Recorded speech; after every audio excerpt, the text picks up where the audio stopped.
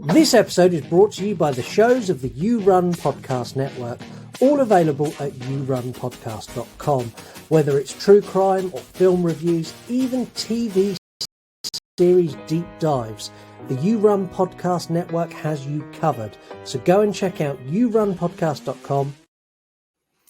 Mark, there's a new hotel that's opened up in my town, and it features glory holes in all the rooms. You'll never guess what they called it. I'm trying to think of something quick-witted, but I just don't have the brain functioning to do so at the moment. So go on, hit me. What was it? They called it the Walnut Inn. I like that. If anyone's listening who doesn't know what a glory hole is, my advice to you is simply don't look into it. Watch your eye. You want to die tonight?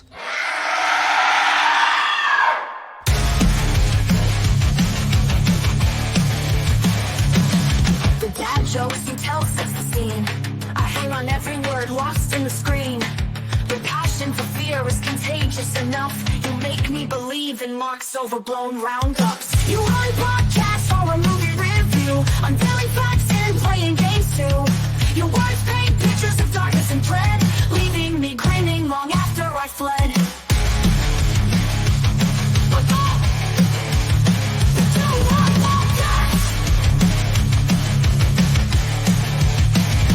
Hey, Dad!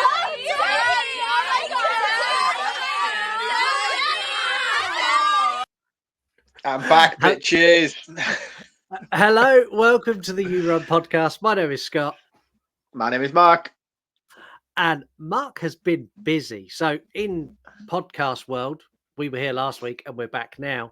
In reality, we've been off the air recording together for a month, over a month, in fact. It's wild. I've missed you, man. I've missed you. Yeah. It feels strange being off for so long. I know we take breaks throughout the year, but it's only usually when one of us goes on holiday for like a week or two. But that's the biggest stint I think we've done in nearly 3 years now. Yeah, it's been a long time since we've had a break, and a lot's happened. Like Mark's had a birthday. Mark's got another year older. Goddamn, Yeah. 32. I wish I was 32, man. Everything aches when I stand up now. I can feel my bones creaking inside my body. And the worst bit about Mark's birthday is I completely forgot it was even a thing. Is it too late now to say sorry? You did. You're a bad man, you know, and everybody was messaging me throughout the day. So thank you to the incredible horror community. You're all fantastic. But my bestest friend in the whole wide world messaged me at about 5 to 12. You had about 5 minutes left of the day. I spent the whole day terribly upset that I hadn't heard anything from you. I was like, oh, should I message him and let him know it's my birthday, or is that too needy? That was too new, but I realised, and I got in within the time frame of your birthday. You did. You made it in time, so I'll let you off. I did, but that's not all that's happened. Like the world has gone crazy in the last 4 weeks. So we've had Diddy running around saying things like this. You ever thought about oiling yourself up for me? That is wild, by the way. Let's get on with that shit. Yeah, and like, have you seen some of the leaks? Like I found this one earlier. Fuck off.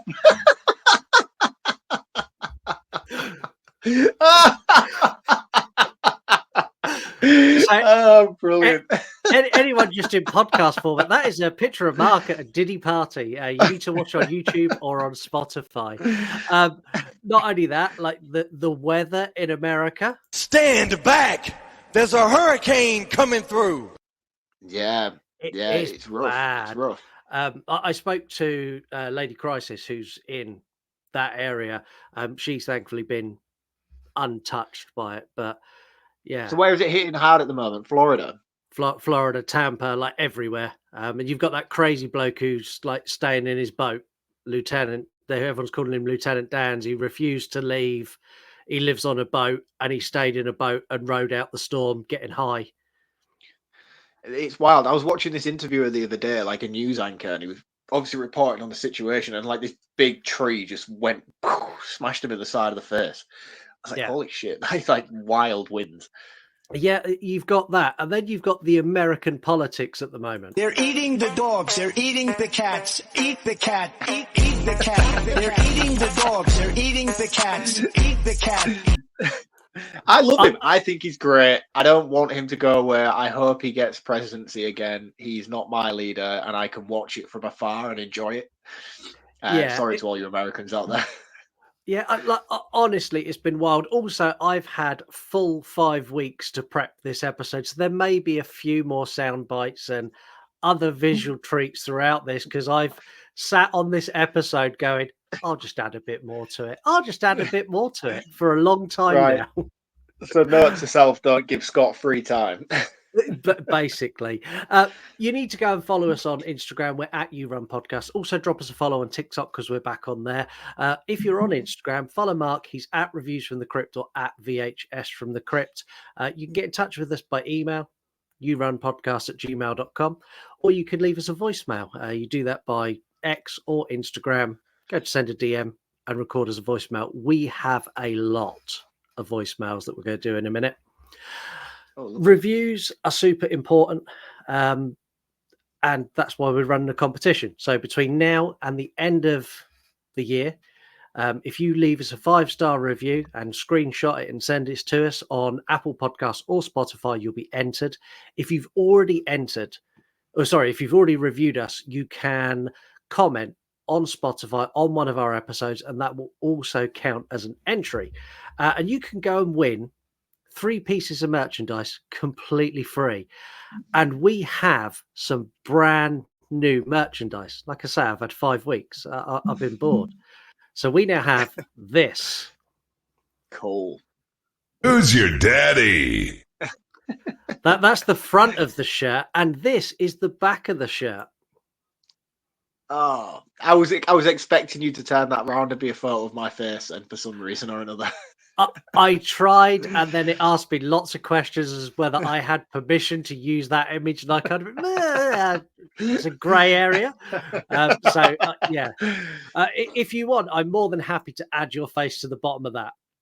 Yeah, man, I'm happy with that. Definitely. Okay. So we currently have the Baby Maker T-shirt, and on the back it says "Oozing Daddy Vibes" in commemoration of Mark getting his leg over. We celebrate the weirdest things. Like I say, we have got a lot of calls. We're going to dive into them. First call is actually from YouTube royalty. Guys, I just listened to your Winnie the Pooh Blood and Honey 2 review, and great review as always. And I feel sorry for the guys who made the first one, because I feel like they were just doing it as friends for a laugh. And I think social media caught wind of it, and then it became popular, and they thought to themselves, oh shit, what are we going to do now?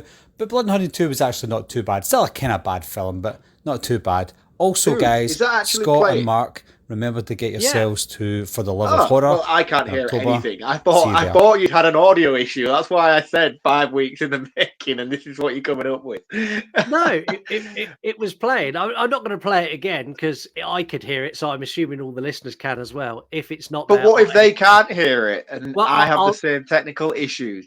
Well, I will sort that out in after editing. So that was a message from Barry. Wolfman's got nods. Royalty, YouTube royalty. He was saying that he felt bad for the people in Winnie the Pooh Blood and Honey 1 because none of them got a part in 2, and he thinks it was like all friends, and then like the producer went, fuck you guys, I'm special now. And he also said that he wants to see us at For Love of Horror, and we're not going. Well, we might. It'd be very last minute if we go. Yeah, but why is your audio not working? That's weird. I don't know. Well, we've got quite a few, so let me play another one and see if you hear this one. Okay, so yeah, it's late for you guys. I'm sure you are tending to babies and other things, but I had to interrupt the podcast because it's not simply Seymour, it's suddenly Seymour. I mean, come on, y'all. Scott, you even agreed with Mark. You're like, yeah.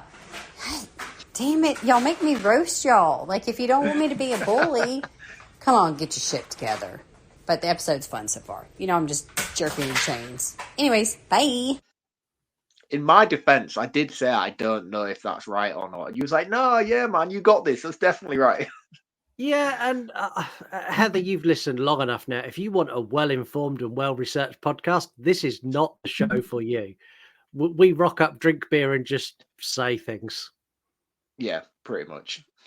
That needs to be, we need that on a t-shirt. We rock up, drink beer, and say things. Right, let's keep these rolling. Hi guys, listen to Beetlejuice, and I've just got to say that William Dafoe is the best thing in this movie, although I kind of agree with Scott that you don't need that entire story arc in it, and also agree with Mark putting somebody lesser in would have allowed other stories to develop better, but you can't take that away from him. He is by far the best thing in the entire movie. See you later. Yeah. Yeah, I mean, he was all right. I wouldn't go as far as to say he was the best thing in the movie. I enjoyed his presence, but I always enjoy Willem Dafoe's presence. Yeah, someone needs to just bite the bullet and make him the Joker. Like, enough time has passed now. He's getting on. Just make him the Joker and have done with it so we can all have William Dafoe's Joker. Given the reception to Joker 2, I can imagine there's going to be a casting call for a new movie shortly anyway. I have seen Joker 2. I have views. I have not. Is it as bad as the critics are saying it is, or? No, I don't think it is. It's very much more about it's not the Joker is the bad guy. It's very much society has made Joker this guy. It is very much more a reflection, almost like Joker looking out going, you fucking done this. And I think that's why it's not been as well received. The songs are all good. They're all kind of well placed. Everything works. It's just, I don't think it's what people expected from it.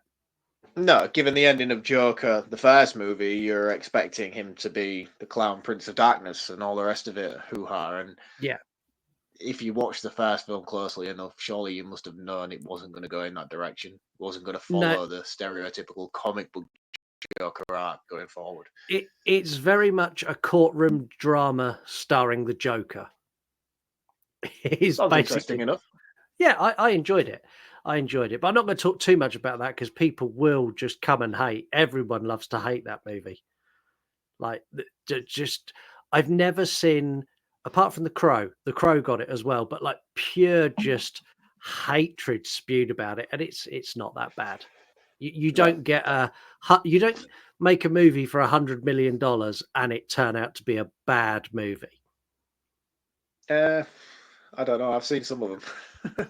Yeah, true. There is that trilogy about hobbits that was like.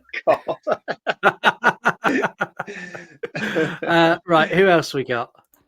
Okay, so I don't feel like typing out my thoughts, and I'm tired because, well, my toddler decides that he does not want to sleep anymore. So anyway, I'm going to say, love the episode. There really wasn't anything in the description of the movie that makes me want to jump out and say, oh, I got to go see this, or I'm going to watch it. There's a high chance I won't even watch it.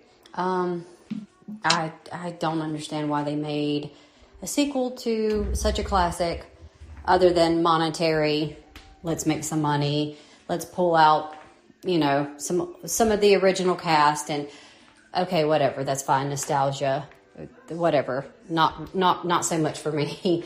But anyway, I find Jenna Ortega insufferable. I do not like her. I don't know why. Hold on for part 2. You know how Instagram don't be letting you record more than 1 minute because they're fucking assholes. But anyways, overall thoughts, love the episode, and I just don't find anything appealing about the movie thus far. But I do want to correct Mark, because why would I send a voicemail if I'm not going to come at you too? I guess mainly Mark this time. It's Moira, and Scott, I think you said it wrong too. It's not Myra, Moira. That's her name from Schitt's Creek. Let's get our shit together, okay? Okay? Because y'all be butchering American accents, and it's like if I'm going around going, whatever, bruv. Like, whatever, bruv. Like, come on, let's get it together. But anyways, As always, I always listen. Love the episodes. Mark, thank goodness you kept your fucking thoughts down to 14 seconds. Anyway, guys, y'all have a great day. Bye. I mean, in fairness, it's the English language. I mean, we say aluminium. We say things correctly here. So I don't know if I can take on board Heather's criticisms here, especially when she says things like oregano. It's come on. I mean, take out the trash in the elevator. Come on. We know what we're saying, and what we're saying is usually right, unless we get fully incorrect names and calling people wrong names. But I think Myra and Moira is about the same. They're close enough to warrant. I think you're nitpicking at this point, Heather, and I'm not going to stand for it. And I'm going to sit on the fence. You are fully on your own with whatever response comes back. Right, we've got two more. So we got this one. Hi guys, loving the show at the moment. I would like to put in a request for Robert Eggers' The Lighthouse, please. Whenever you could possibly fit in, would be wonderful. Cheers. Of course you would. Of course you would. I've seen that movie. Great request. And I know. Great. I know why you like it. Dave B movies. I'm not watching that. It's weird. It's a request. You know how this show works. It will be probably. I've already spoke to Dave. It will probably be early next year because we've got like 5 episodes already in, and then we're like almost at the end of November, and then it's Christmas time, and we're going to do a whole Christmas thing this year. So it'll be early next year. And the thing is, we're like the back end of this year now as well. We've got so many new releases that we're going to have to try and squeeze in. We've got Nosferatu to do. We've got Terrifier 3 to try and fit in somewhere. I think there's a few other more like solid new releases coming out. There's that new one as well from A24 that kind of reminds me a little bit of Fresh, and it's got the guy from The Boys in it. Yes, I can't remember what it's called, but I know what you mean. That looks fucking brilliant. I would like to try and catch that at some point. I think that's going to be a big movie. And I know that's coming out later on in the year. So there is a lot of stuff coming that we're going to have to try and fit in along with our already cram-packed schedule for 2024. So yeah. Have we got any more requests lined up? Is there anybody else waiting? Because I know what you did last summer. I think that was the last one, was it not? That was the last one. We've got some episodes that have already been polled. So we've got Battle Royale, we've got Sharknado 5, there's another movie as well. I can't remember. I haven't got the schedule in front of me, but yeah, we've got like 3 more that already are decided, which takes us through Halloween into November. We'll work it out. We always do. Yeah. Last one. I saved this one to last because it is arguably one of the funniest messages we've ever received, which is a bold statement given some of the messages we've received. We've had some ludicrous stuff in the past. We have. I would take offense to Mark always giving Scott shit about how old he is, since I believe Scott and I were born in the same year, but I just can't take any more digs at Mark. It's just really nice and heartwarming that Scott has taken it upon himself to take part in the Make-A-Wish program and take this young Gen Z who is clearly out of his mind and dying under his wing and let him fulfill his lifelong dream of being on a podcast. Of all the lifelong dreams I have, I don't know if this is one of them. I'll be honest with you. It definitely is. You've always dreamed about being on a show like this every week with such a wonderful co-host like me. Where did you two meet? At the care home? Fucking hell, talk about ganging together. Yeah, us boomers stick together. Don't be picking on the old folks. Anyway, shall we actually do what we're here to do, which is review a movie? I suppose. Yeah. Not a great episode back for me, I'll be honest with you with this film. Yeah. Oh. Well, if you're new to the show, the way we do this, we give you a brief synopsis of the movie. We tell you what we like, what we didn't like. It's very spoiler heavy. We have an interactive feature. This week it's Caption This. We do some facts and then we round up and we let you get on with your day. An aging actress, an aspiring writer, friends on the surface, but bitter rivals deep at heart, fighting over the same man. Magic, death, zombies, boobs, sex, violence, all wrapped up in a movie starring Meryl Streep, Goldie Hawn, Bruce Willis, and Isabella Rossellini, directed by Robert Zemeckis, who brought us Back to the Future, Who Framed Roger Rabbit, Frighteners, House of Wax, Real Steel, 13 Ghosts, House on Haunted Hill, Gothica, and a laundry list of other fantastic movies. So when I sat down to watch this, I had very high expectations. I'm not going to say much, but it wasn't the triumphant episode return I wanted to give you when you come back. No.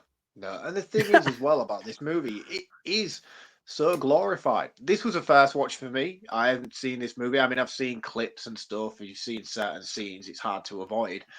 But I'd never actually sat down from beginning to end and watched this film. So, like you, I was going in thinking, this movie is loved and adored by so many people. This is going to be one of those moments. Like the first time I ever watched Monster Squad, and I was like, how have I not watched this movie before? This is fucking incredible.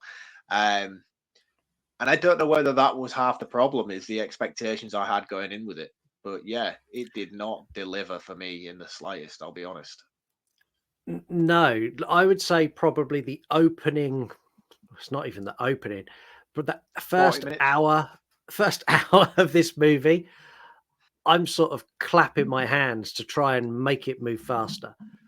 So you've got Meryl Streep, who's the actress, and she does the stage show at the beginning, and Bruce Willis is there with his girlfriend Goldie Hawn, and like he falls for her instantly.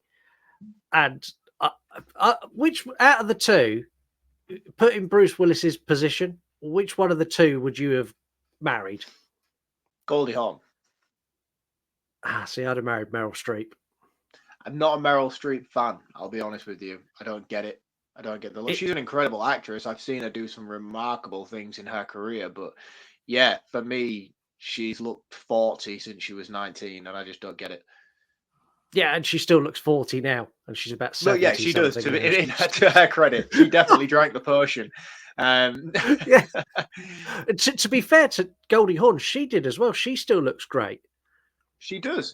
I saw an interview with her the other day. Her daughter's just started a singing career or something, and there was like some gig, and she was being interviewed, talking about how proud they were of her and stuff like that. Her and Kurt Russell, and yeah, she looks fantastic. She really does. But yeah, for me, if it comes down to it, I'm picking Goldie Hawn all day long.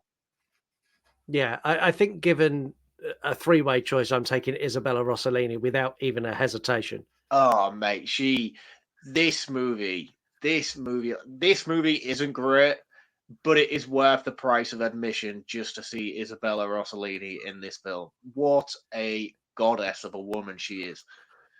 Yeah, and like her outfits, like there's nothing. She's literally wearing nothing. She's wearing some jewelry, all the way through. And yeah, the plot of this, I don't know what it is. I think it might be the plot. Like the plot of this movie, I'm just not invested in, and I don't know if that's because I'm a guy, but I'm not invested in this. Like trying to stay forever youthful. Like I'm going grey, and I'm quite happy with that. I've got no desire to look 20 anymore. No, and I didn't find any sort of relatable content in this movie. Even like some of the humor, there was a few moments where I got a little bit of a chuckle, but in all honesty, most of those came from Bruce Willis's character. I didn't ever find the dynamic as great as they were as a pairing, Goldie Hawn and Meryl Streep. I just didn't buy into the character dynamics of the two. I didn't get the quarrels and the qualms. I didn't kind of relate in any way to the ongoing progress of the story. It just didn't appeal to me, and I just found myself constantly being like, I know what this movie has in store with some of the effects work and some of the scenes that I've seen from it. Let's just get to that, because this 45, 50 Yeah. minute bloat at the beginning. It is really, really starting to drag. One thing that I had a mass appreciation for within this movie, and much to Rob Zemeckis' credit, is visually, this is a fantastic looking movie. Everything is Yeah. beautiful. Everything is that Art Deco sort of golden era of Marilyn Monroe style movie shot. Everything looks Yeah. beautiful. Everything's really high gloss colored and really popping.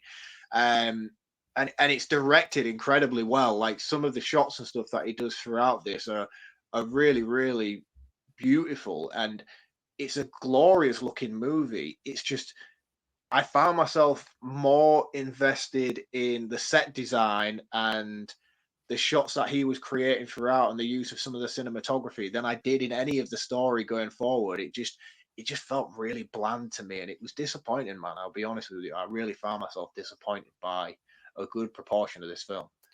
Yeah, I was as well. See, like the set design in this is fabulous. The cast is fabulous as well. The script is diabolical.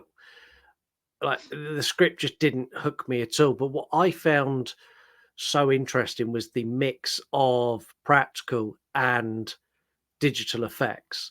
Like the practical, so when Goldie Hawn gets dumped and he goes and marries Meryl Streep, and they make her fat, and they put Yeah, that fat suit is one of the best fat suits I've seen in any movie. Like that's Nutty Professor level great I thought fat it was suit. better. It's so I thought good. it was so convincing. It was better than the Professor, in my opinion. Um, yeah, the makeup effects are fantastic, but I don't know. It got a little chuckle out of me at the beginning, and then then I had to endure another 20 minutes of nothingness. So Well, this is the thing. Like, it gave me moments like when Bruce Willis is stood there. He's like, "I would never choose her over you," and you see the door close, and then when the doors open again, it's opening to him marrying Meryl Streep. Like that made me laugh when yeah, they drag Goldie Hawn out of her apartment and she's watching Meryl Streep's character get killed again and again and again in a movie while eating ice cream surrounded by cats. by cats. Yeah, That made me laugh. But yeah. I would say in the first hour, they were probably the only two bits that did. And Yeah, yeah, and but the thing is, like again, you mentioned how everything was so bland, but like all I kept focusing on was the visual effects work because from that scene on at the beginning, that's their actual ages at this point. So the first opening segment, that's their age, and then they're aged for yeah, at least an hour of the movie. They have makeup effects on to make them look older in order to later on, when they rejuvenate themselves, to go back to their original form. And the aging makeup is brilliant. Probably yeah, better than most of the stuff we get today. Like it looks so convincing, and it actually looks like what they look like today in most cases. And yeah. I was so And blown away by that. like when they go the other way as well, they make them look younger again. The scene that just blew my mind was Meryl Streep's boobs pushing back up in her top, like one at a time. Like that, I was like, that's How? incredible. How on earth did they do that? And I found it and I've got it in facts because Oh, brilliant. I was like, that's so clever. Because like you could obviously make boobs look bigger with a Wonder Bra or whatever it is that will push them up. But to on screen, one to slowly lift and almost like spring back into place, and then the other one to go, I was like, yeah, okay. Like that's really cool and really clever. Can I Uh, ask now, before you reveal too much, was it done in reverse? no, Just to get my own head around it, like, was it a case of like pulling it with a string down and then just playing it backwards? no, it wasn't. It was done moving forward and all done in one shot, which is yeah. We'll get to it when we Yeah, okay. do facts. There is a While we're lot of talking about practical effects, then, should we talk about CGI? Because there is a heavy blend of the two in this, which I was surprised by. But yeah. to be honest with you, I was quite impressed by it, considering the age of the film. CGI in this, I think, is dated very well. It was Yeah, used very. It was used a lot. Like they used a lot of CGI in this, like for the twisted head, and they used yeah. it for like the hole through the stomach. But Which it all was fucking worked. amazing, by the way. That hole in the stomach thing, I was like, I know I've seen this shot play out on like Instagram reels and stuff, so I'm expecting this to be really poor by today's standards. I couldn't fault it. I couldn't find this. The scene where she sits back on the chair, And the And the stick pole. that's already been speared through the chair comes through the hole as she casually sits down. I was like, that is seamless. Like, literally, I cannot find a single fault. And I watched that scene particularly a few times back to try and just to pick holes in it more than anything. I was like, I need to find, and I couldn't. I couldn't find a single flaw with any of it. Yeah, like the visual effects I think are really good. Do you know the one visual effect that really annoyed me in this? So they've done such a good job with all these amazing CGI shots, and you've still got fucking Child's Play 1 lightning towards the end. I'm like, oh, come on. Like, I don't know. I kind of like it, but I think that's more of a nostalgia thing for me than anything else. I granted, yeah, it looks bad, but that's how lightning looked in the 90s, so I'm okay with it. yeah, and I like Bruce Willis's character. I like Bruce Willis. I'm a big Bruce Willis fan. And I think what's happened to him is tragic. The Tragic, fact now yeah. he doesn't even know who he is, I think is awful. But him in this, I would say this movie sits up there with Hudson Hawk for arguably his worst on-screen performance. This is the most Oh man, phoned really? in. Yeah, I just feel like Oh, he's not dude. trying. Oh man, Like, I came fully geared up to be like, I love Bruce Willis. He's great. I love everything he does. He is John McClane. He is Christmas yeah, to me. But like, it, this is his best performance in his entire career, purely based on the fact that it is so out of the norm for him. He was outshining everybody. Meryl Streep, we know, Academy Award winning Meryl Streep. She's fantastic. She was cashing checks in this. Goldie Hawn, she's fantastic. She was cashing checks in this movie. Bruce Willis, he was bringing his game, man. In the closing act, some of the scenes he was doing and his mental breakdown as everything was falling down around him, I was like, dude, you are awesome. You should have done more movies like this in your career. I loved him. really. See, I just found Yeah. him very much like everything he'd done was he seemed very overplayed. So like when he's like a manic depressive drunk at the beginning, he is the most manic depressive of drunks. And like I don't know, like everything he'd done, I was kind of like I just didn't believe it. Like the bit where Goldie Hawn comes back and she's like she tries to seduce him in the home, and then they come up with a plan to kill her. He's like, yes, we could do this. Like I just felt everything he'd done was so overblown. I wanted him to dial it back a little bit, and whoever put that mustache on him needs firing. I Like, think now you mention it like that, I think maybe because of how bland I found everything else around it, those you shining latched moments when onto him. Bruce Willis, I think I maybe did latch onto him because he was the shining glory of Release of Boredom. You know, like every time he was on screen, I knew I was getting theatrics, and I think that's maybe why I warmed to him more than the rest of the cast. Maybe Yeah, Isabella Rossellini's house is beautiful. it is beautiful. It's one step away from a Diddy party. Yeah. I'd literally just finished watching TikToks about Diddy and like seeing photos of his parties and stuff like that, and I went straight into this movie. I was like, all right, so she's a sex freak. Like, there's loads of naked men around. Like, I've got to say, like, the person who cast all of the men in this is like just makes every man feel inferior. Like these just random extras just lurking around our house are like the peak male form, and I'm like, I mean, I think it's really, really fitting how we're watching this movie while all this Diddy stuff's going on and this whole Hollywood occultist thing, because that is what this movie's making fun of. It is the Hollywood elite. The whole party thing where they have the basically when they get their youthful potion, it's like, look, you could have your career in fame, but at a certain point, you are going to live forever and you are going to have to retire and fade off into the darkness. And then they have this big Diddy party at the end, and there's all these celebrities there, and you've got like Andy Warhol, you've got Elvis Presley. There's loads, Marilyn Monroe. There was loads that I picked up on and stuff, like people who were already supposed to be dead, but it was more a case of they've drank the Hollywood potion, so they have to retire from the limelight. I was like, that's cool. it was really cool, but I felt that was a missed opportunity because surely there must have been people clambering to have cameos in this, big stars that would have been like, oh, I'll be at your party. Like, how many people could have been in that scene and they didn't? They just got lookalikes, like they had a Marilyn Monroe lookalike. Like, give me an actual celebrity who hasn't aged. But you do know, like Marilyn Monroe and Elvis Presley are dead. You know, they can't cameo in this movie. Yeah, no, I'm aware, but they could have taken some other actors and cameoed them in there. People who we know are old but look really young, like for example, Tom Cruise. Like Paul Rudd. Paul Rudd just casually walks past. And you're like, oh, that's why you don't age. Yeah, it's like people from that time period who were like that would have made sense to me, and that probably would have got more of a chuckle out of me.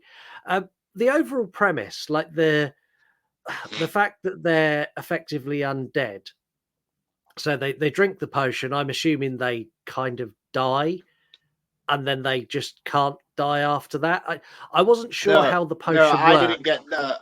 I didn't get it at first either, and I have watched this twice, and I picked up on it properly the second time. So they drink the potion and they live forever. Their body never dies, but Meryl Streep dies because Bruce Willis kills her. So she gets technically dead. She gets Mario'd down the stairs. Like all that went through my head when she went tumbling down the stairs was this. So had she not fallen down the stairs, she would have been fine. Her body would have regenerated as normal. She would have basically been Wolverine. However, because she physically died, there is no coming back from that. Even though her body still lives on and she lives on forever, her physical form deteriorates. Same with Goldie Hawn's character. She's drank the potion many, many years before Meryl Streep's character did. Hence the whole fitness book and the coming back and all the rest of it. That took years of planning and progress.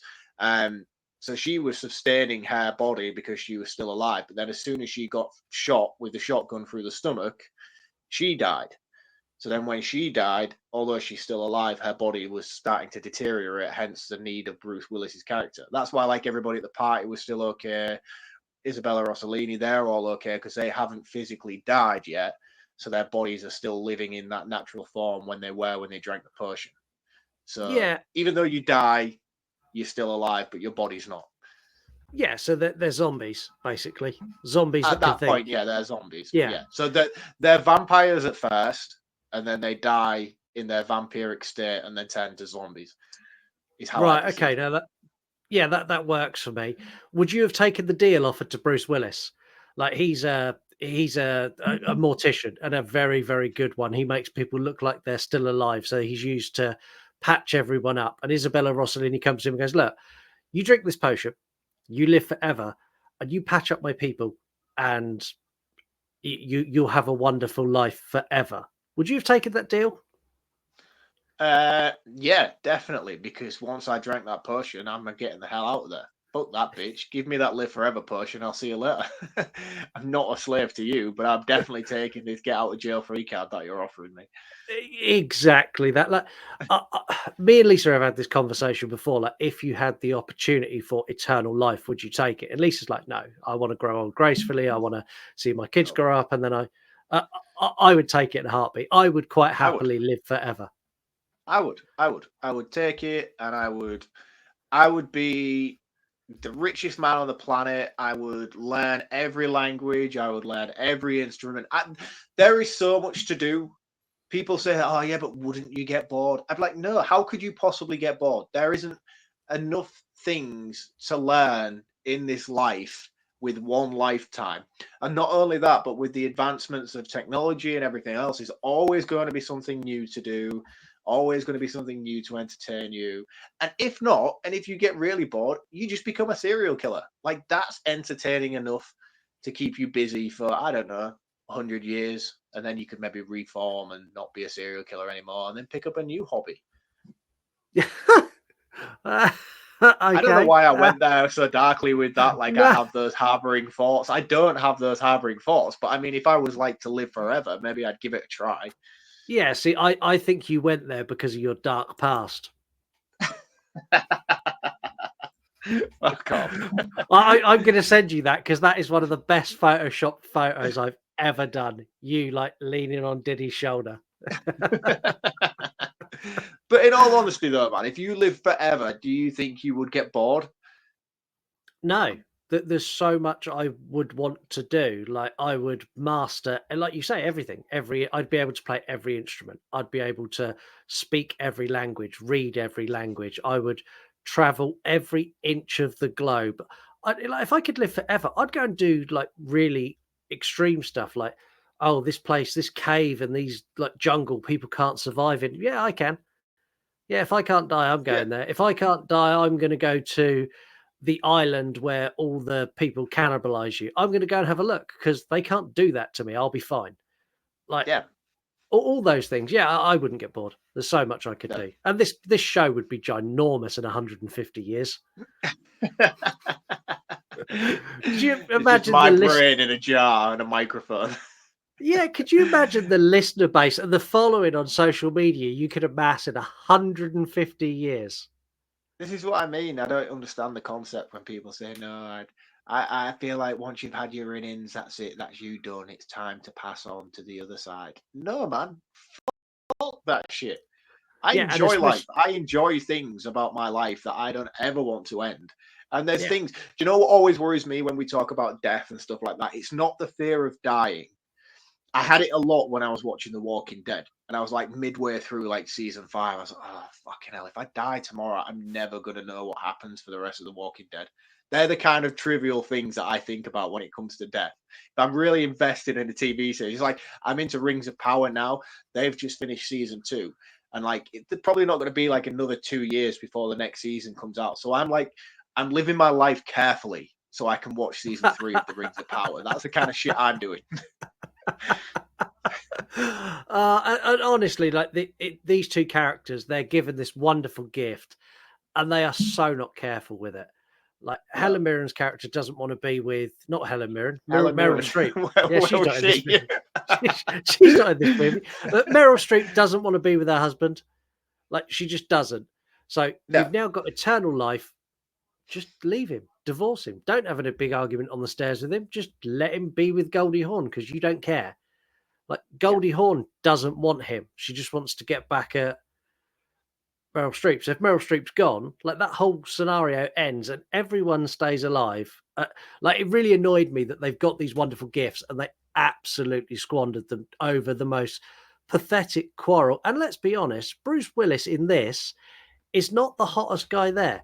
Go to Isabella Rossellini's house and pick one of the many statuesque Muscle-bound. men. Exactly. I Or did just like go the for Isabella Rossellini. That is always the finest choice, regardless of gender. I did like it when Meryl Streep went to go and see her young man on the side, and he had another woman there.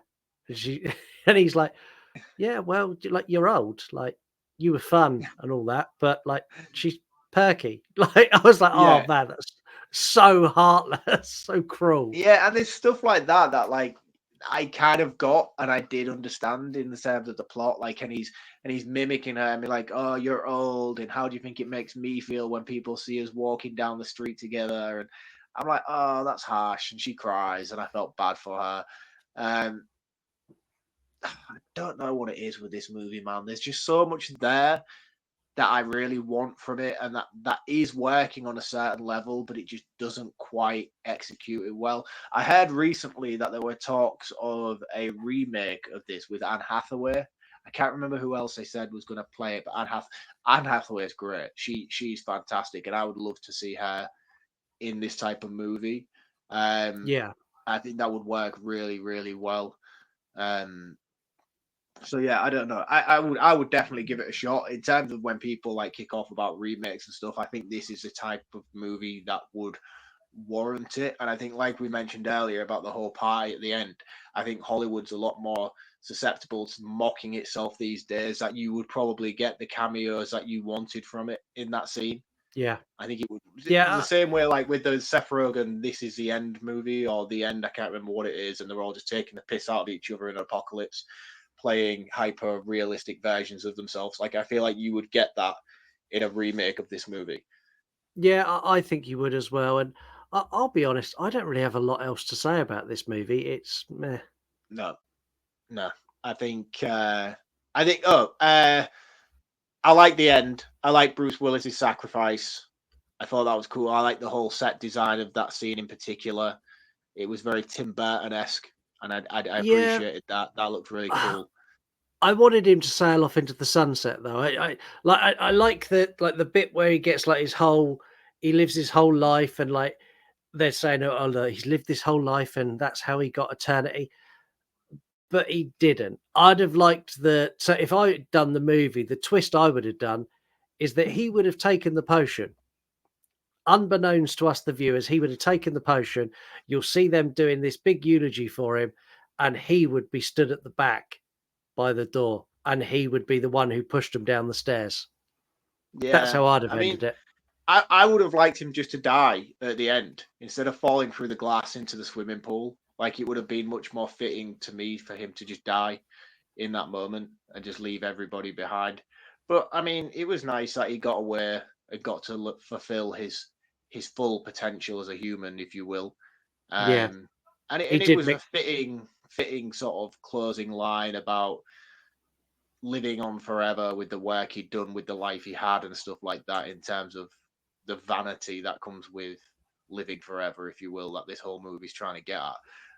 So that was nice. It was a nice fitting way. I don't know. I just think Bruce Willis's character was the shining glory of this movie. So I don't know. Everything that he did was great. I would have just preferred him to die there and then on that rooftop. Yeah, or just rewrite the movie and write a better movie. That's kind of where I am.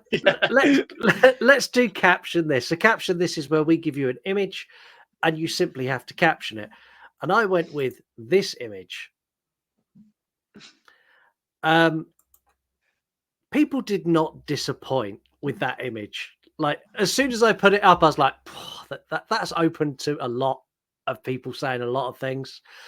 We've got Death Becomes Her Official, which is a Death Becomes Her fan page. I'm really sorry if you're listening to this episode. We haven't been particularly gracious to a movie that you really fan love. Account dedicated to this film. They do. And they went, the plot has a major hole in it. It does. It's called The Writing. We've got AHSFX Memes, which is American Horror Story meme account. Be gentle. It's my first time. We've got Dewey Podmonster, a member of the You Run Podcast Network, an excellent podcaster, went simply with Glory Hole. Yeah, man, you and him are intertwined, honestly. We've got Bloody Babble, who's a really cool horror account. They went with Better Than Bond. And it took me a while to realise it's the circle from the opening of Bond. If you hadn't have explained that, I wouldn't have got it. Honestly, I've still been here next week being like, by the way, that whole Bond thing, what did he mean? Yeah, see, I read it about 5 times ago, Bond, and then all of a sudden it clicked. I was like, okay, that's clever. We've got Zombie Simon, who's a horror account. When she explains what the fourth hole is.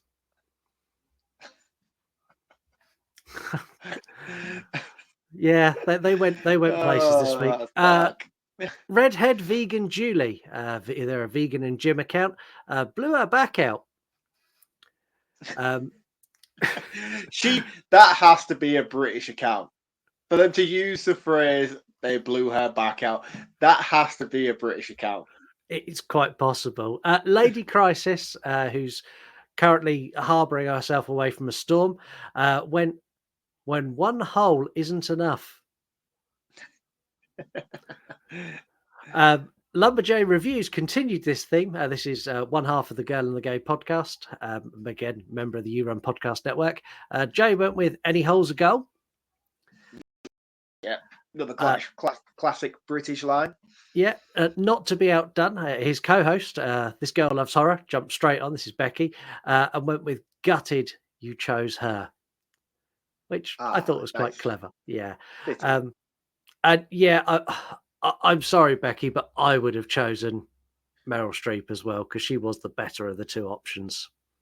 Nah, dude, I'm not seeing it. I just see Cruella de Vil. No, I'm lying because that's Glenn Close. It's not Cruella de Vil at all. No, you're thinking of The Devil Wears Prada. Yes. Yes. They're all the same. They're all the same. Meryl Streep, Glenn Close. They're all the same. Helen Mirren. They are all the same. Helen Mirren, yeah. You see, even you made the mistake earlier. They're all the same. They're just British old women who don't age, who still look 40. Dame Judi Dench, she's the same. And finally, randomly, Eric went with, it's called a glory hole. The whole point is that you can't see who is on the other side. And they're a brilliant book account on Instagram. Thank you to everyone who gave captioned this week. Into some facts. So, do you want to start with the fact about the boobs, of how they done that? Yes, I definitely do. So, they built a pneumatic bra to create the effect that pushes their boobs up. So it's basically a bra with pneumatic pistons in it that when they push a button, it pushes the boob up. It didn't go very well. So when they done that and they fired the first piston, it pushed Meryl Streep's boob completely out. So they resorted to doing it the old-fashioned way, and they had the person who dressed Meryl Streep each day stand behind her and manually lift one boob at a time, and then digitally remove their hands. Okay. I was going to say, was it somebody in a morph suit earlier? Yeah, it was just what a job. What did you do at work, honey? Fondled Meryl Streep for 10 minutes. I got paid for it. So, there's a bit where Isabella Rossellini's like, tell me how old you think I look, being very seductive on a sofa. And Meryl Streep's like, you're 38. And Isabella Rossellini like stares through her soul like, how dare you? Isabella Rossellini was 39 when she made this movie. Oh, which she does not look 39. No, no. This was the first movie ever to use photorealistic human skin CGI software. All right, okay. And they've done a really like in the neck scene and stuff. I'm assuming in the next scene. So when her head is flipped completely back, that's not a prosthetic. That head is CGI. All right, okay. Which again, it looks great for the time. Definitely, it won Best Visual Effects Oscar. This is an Oscar-winning movie. It beat Batman Returns and Alien 3. Alien 3, I understand. Batman Returns, I don't know. That's a cool-looking movie for visual effects with the penguin and things like that. Like, that's a really, really cool movie. But I like that movie a lot more. But still, Death Becomes Her, I think, in terms of visual effects, definitely. We're sat here now talking about how well this movie holds up. Almost, this 92 was this one? Yeah. Yeah, so like a lot. 34, 32 years later. I'm not going to try and do the maths because I always get it wrong and end up like 10, 20 years out and then realize I'm really old. It looks amazing. It was never intended to be a movie on its own like this. It was originally going to be a sequel to Tales from the Crypt. For my roundup, I was literally going to end it by saying if this would have worked better as a segment in John Carpenter's Body Bags, a tightly condensed 30-minute scenario would have been perfect. Now, what I'm going to tell you now is insane to me because I kind of want to see the cut because I'm curious. So when they put this at test screenings, it got really negative feedback for saying that it dragged and it took a long time to get going. So Robert Zemeckis took 25 minutes out of this movie to accelerate the pace so it didn't drag. I want to see the cut where it dragged. Like, if this didn't drag, I want to see the cut when it did drag. Holy shit. Yeah. Well, so this was originally a 2-hour movie? Just under. Originally, just under 2 hours. And he cut loads out because he wanted it to move quicker after test screenings. Yeah. Wow. He didn't cut enough. No. Meryl Streep said that she didn't like working on a movie that relied heavily on visual effects. She said it was like going to the dentist. It was a very clinical shoot. She said that she would never work on a VFX-driven movie again, and she hasn't. So this was her only movie that's heavily driven by visual effects because she said it killed the art form of acting because she's on a blue screen or she's got to have like a blue head on while she's filming stuff. She just didn't like it. No, I can understand that, to be honest with you. I do get that. But still, it's your job, man. Suck it up. Yeah. How much do you reckon it cost them to make in 1992? I'm always terrible at this because I have no concept of money. We've been doing this for years. You should at least have a rough idea now of where you need to pitch. So I'm just guessing the budget for visual effects. No, for the whole movie. How much did it cost them to make this movie? 13 million. No. $55 million this cost to make. How much did it gross at the box office? 149. So it was very successful then. It was very successful. $55 million on this movie.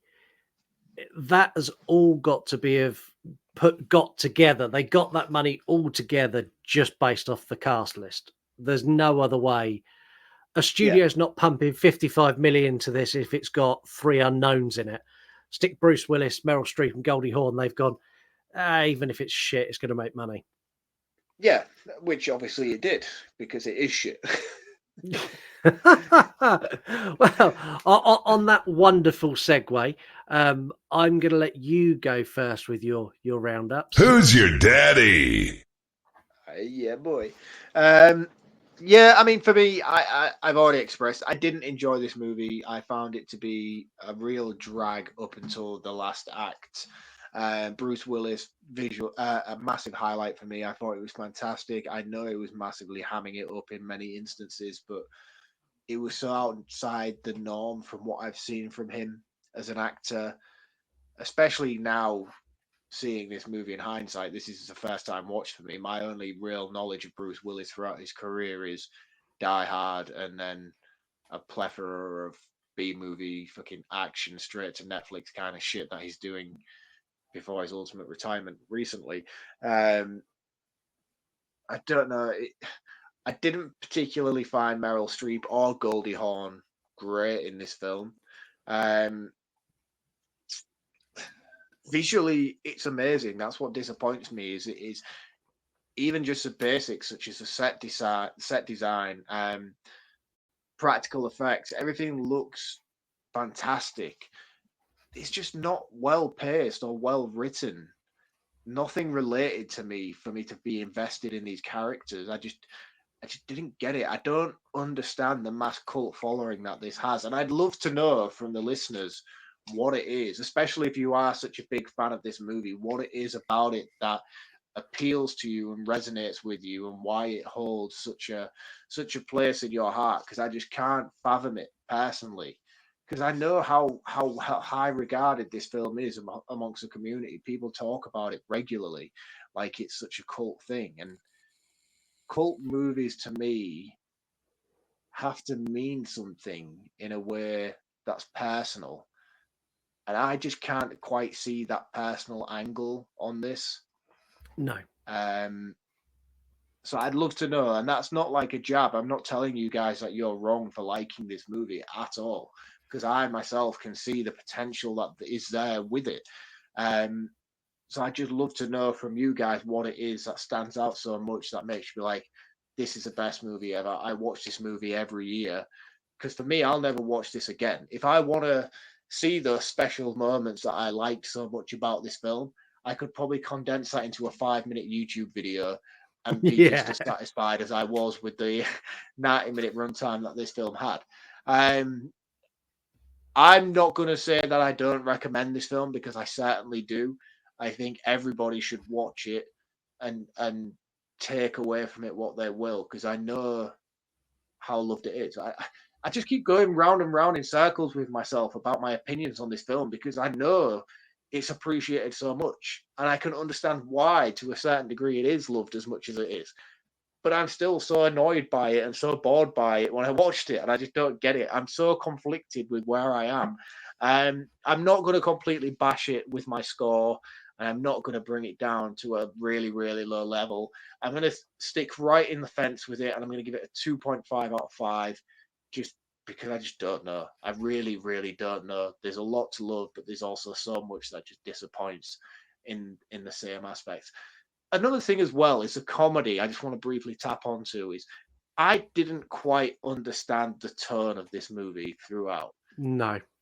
And nothing resonated with me more than the final scene when they fall down the stairs and like crash into a billion pieces. It felt like the end of a sketch show sort of skit. Yeah, And I like was an like, SNL skit. yeah, and I was like, that's weird. Like, why?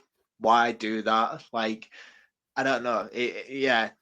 Again, I just don't know. I just do not know with this movie. And I think it's the first time in my entire life where I have been so conflicted about how I feel. I'm a very outspoken person, and if I don't like something, I'll say I don't like it, and I'll say why I don't like it. If I love something, I will scream it from the rooftops about how amazing that thing is. This movie, I just don't understand it, and I can't pick a side on where I am with it. I can. But it I doesn't know. warrant a rewatch. It doesn't warrant No. a rewatch from me to A justify it rewatch? either. A rewatch.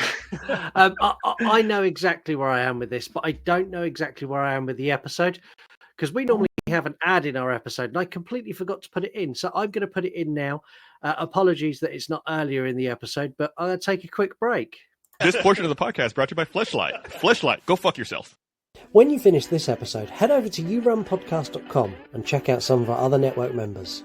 There's Voices from the Mausoleum, your home for horror on YouTube. Everything from found footage to remakes to conspiracy theories. They even have a horror coffee morning. This is the place for you, so check out Voices from the Mausoleum.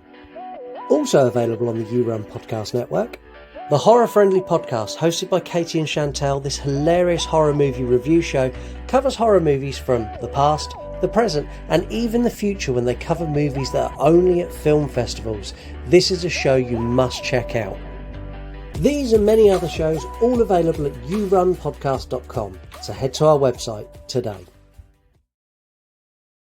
Apologies, everyone. I'm out of practice. Head over to the website, check out yourunpodcast.com, check out all of the fabulous network members there. There are so many. While you're there, why not buy a t-shirt that says Oozing Daddy Vibes? That's a t-shirt you need in your life. Also, the site we use to make this podcast is very expensive. So any money that you do give will help to go to pay for that. So I can afford to have other things in my life apart from this show. Anyway, much later than scheduled, that was our advert, and I'm going to do my roundup now. I'm not conflicted about this movie. What I'm going to say probably won't sit well with fans of this movie, and I'm really sorry for that. Like, if this is your thing, that's cool. Like, if you really love this, I get it. I can see what it is in this movie that you do like. Be it the comedy resonates with you, be it the cast, be it the effects, whatever it is, I get it. But it all missed for me.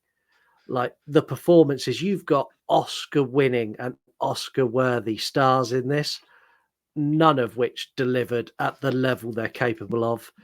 The script is like it's been written by a disgruntled housewife. He stole my man. That's basically the script. Like, he stole my man and I'm going to get him back and I'm going to kill her and I'm going to make myself better. Like, it just didn't hit with me at all.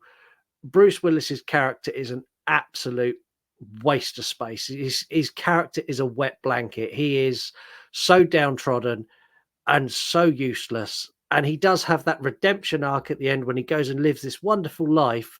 And all we get of that is a 5-minute monologue at the end from people saying how wonderful his life was. Visually, this is great. It looks beautiful. But as good as this looks, you cannot polish a turd. And this movie is a turd. It's awful. It is one of the dullest movies I've seen in as long as I can remember. It gets, I don't know, it gets a 1 out of 5. And that 1 is purely for how it looks and how the visual effects is presented. Everything around it is utter dog shit. That was harsh, man. That was really, really, really mean. Like, honestly, there's just nothing redeeming about it. That, like, all the performances are phoned in. Like beyond set design and the beautiful costumes they stuck Isabella Rossellini in, this movie has nothing for me. Like nothing. I can't identify with a single character in this. Not one of them. There's no character that I identify with. I don't identify with Bruce Willis because he's so downtrodden and quite honestly useless. I don't identify with either of the main female leads because quite honestly, I'm not that petty.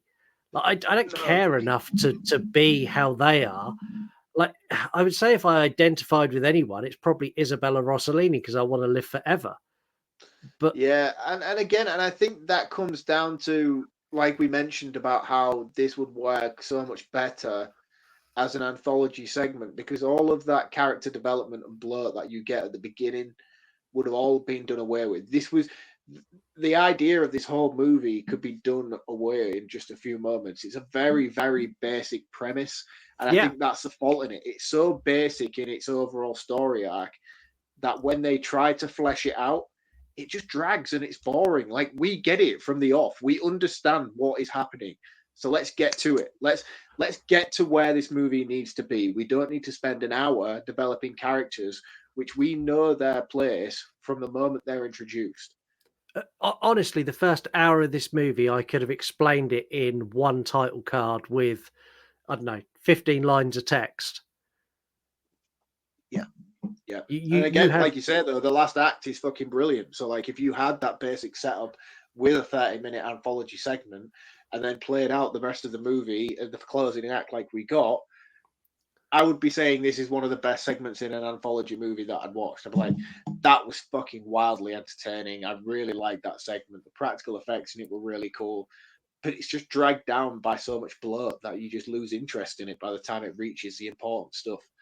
yeah, and I know so many people like this. So when I done caption this, there were so many comments that weren't captioning the photograph. They were just going, "I love this movie. This is an annual watch for me. This is one of my all-time favorite movies." And like, if that's you, like again, like Mark said, like call us. Go to Instagram, go to X, go to send a DM, and push and hold the microphone button because I want to understand it because I just don't get it. Like everything that people hold in such high regard, it must be passing me by because I don't see anything here that gives this a cult status. No, no. Like I own this on VHS, and I've got to the point now with my collection where I'm like, right, things are getting out of hand. I've got more surplus than I need. At the time, it was like I need to just collect everything, but now I'm like, no, this is getting out of hand. I need a. So I'm gonna going forward over the next 12 months. I'm going to have an all killer, no filler collection, which basically means I have to watch the entire collection that I currently own and decipher whether it is worthy of its place on the shelf or whether it is filler. And I own this movie, and already this is the first time watch for me. I know that that is a filler movie, so that will be going straight on eBay within the next couple of weeks, and this will be getting shipped off to create space for something that is a much better suited addition to the collection. Yeah, which is a shame because it is held in such high regard. And yeah, I just don't get it. On a completely separate topic, calling back to an old episode, we covered Dogma. Yes. And we talked a lot about the Weinsteins owning the rights to Dogma. I know where you're going. I read this article earlier today. Yeah, the Weinsteins no longer own Dogma. It is in the hands of a much less criminal, rapey, a much less rapey organization who've already reached out to Kevin Smith. He's going to be doing a tour next year. They're going to put the movie back into theaters and they're going to do a DVD and Blu-ray release, and it's going to go to streaming. And he's already spoken about the potential of a series to continue the arc for certain characters.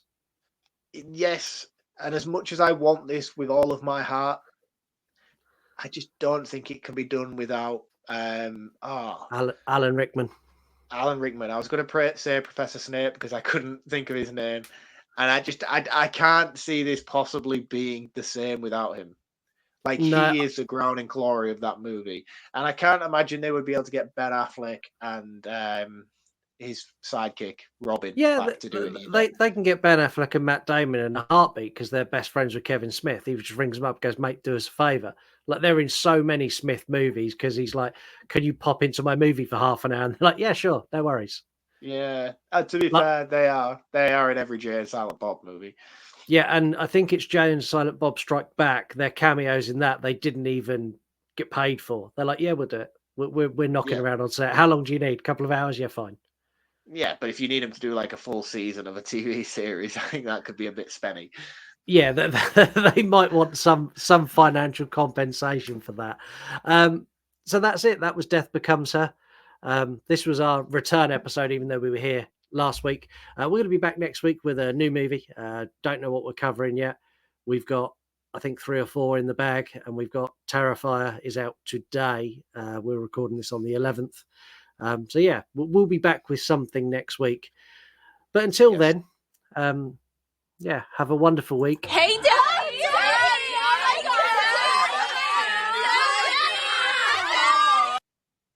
Feel it still works.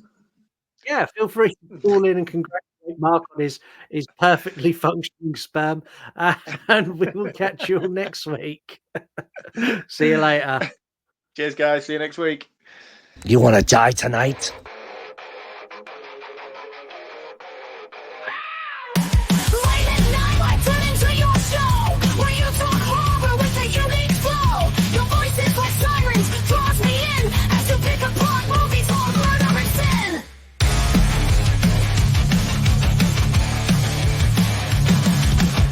Jokes you tell sets the scene. I hang on every word lost in the screen. Your passion for fear is contagious enough. You make me believe in Marc's overblown roundups. You run podcasts or a movie review, unveiling facts and playing games too. Your words paint pictures of darkness and dread, leaving me grinning long after I fled. Who's your daddy?